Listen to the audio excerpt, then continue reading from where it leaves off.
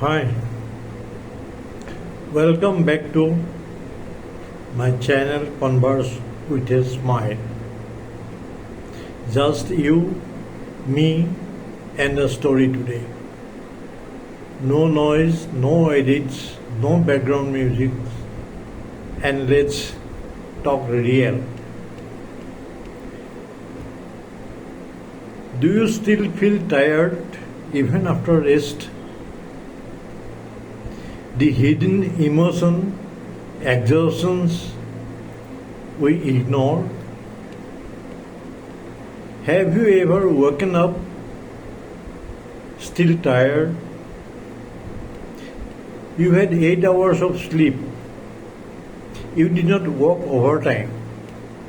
You even took a break from social media. But your body feels heavy. Your mind feels numb. And there is this quiet fatigue sitting deep inside you. Not loud, but constant, like background music. You ask yourself, what is wrong with me? Let me tell you something that no one tells us. Not all tiredness comes from the body. A lot of it comes from the soul. The myth of physical rest is that we have been taught something very incomplete. That tiredness means we need sleep. That breaks are enough. That if you lie down, you will recover. But some of the most drained people in the world are not lacking sleep. They are lacking peace. They are carrying all conversation in their head, fighting battles no one sees, balancing expectations, fears, guilt, all while smiling. That is not physical tiredness. That is emotional burnout.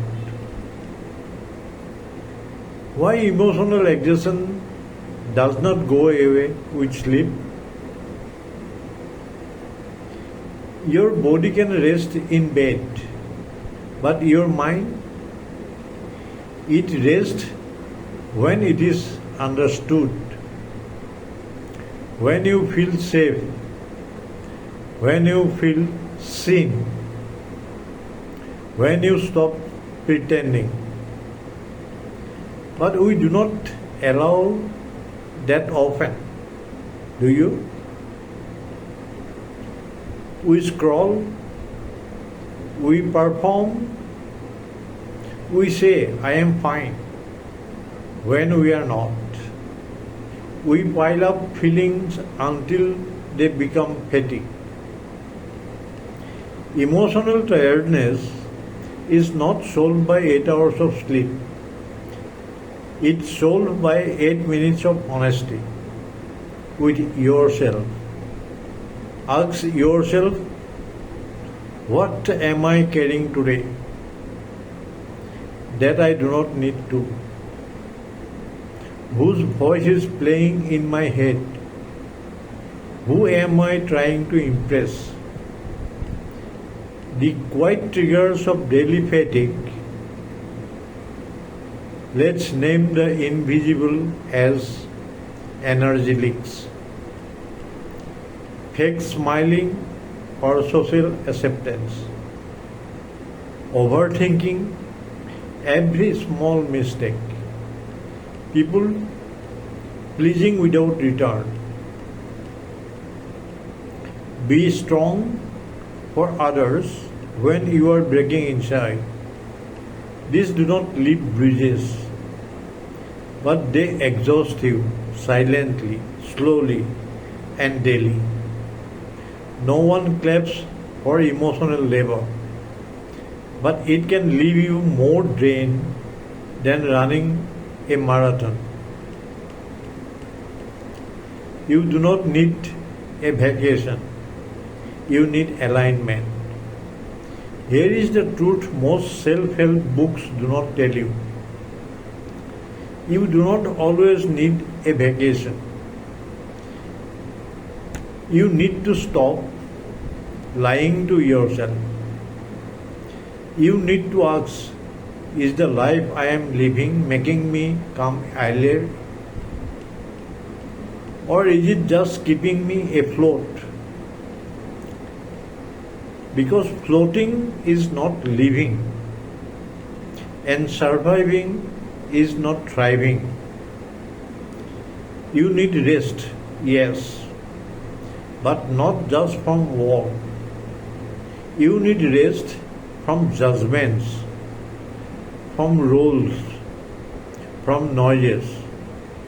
Sometimes true rest is not replying to the message, saying no, not being the strong one, and crying if needed. That is not weakness, that is cleansing. And if I say how to begin healing that deep tiredness, let me leave you with a few steps, not as advice, but as a friend. Name your fatigue. Say it out loud. I am tired. And just physically, but emotionally. That itself opens a door.